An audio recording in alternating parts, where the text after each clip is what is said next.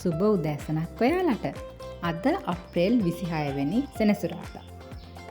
උදෙන්ම නැගිටලා කේක් එකක් හදන්න තමයි මේ ලෑස්ති වෙන්නේ. අද මගේ හස්බන්ඩ්ගේ නංගිගේ පුතාගේ උපන්දිනය.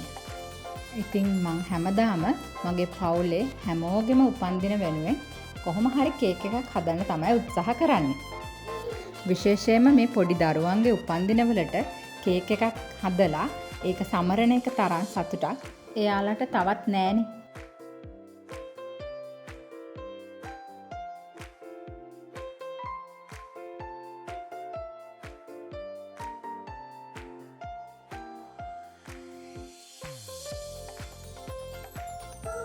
ඉතින් මම බටර් කේක් එකක් හදලා බටර් අයිසිං වලින් කවර් කරලා මේ වගේ සිම්පල් ඩෙකරේෂන් එකක් කරගත්තා.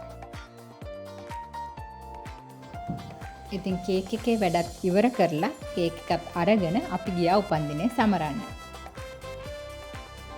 අපි එහෙ යනකොට එයාගේ අයියලා ටිකයි නැන්දලා මාමලයි මේ හැමෝම එහෙ ඇවිල්ලා හිටියා. ඉතින් සිටිල් පුතේ ඔයාට සුබම සුබ උපන්දිනයක් වේවා කියලා චූටි මාමයි චූටි පුංචි නංගි මල්ලි අපි හැමෝම ප්‍රාර්ථනා කරනවා.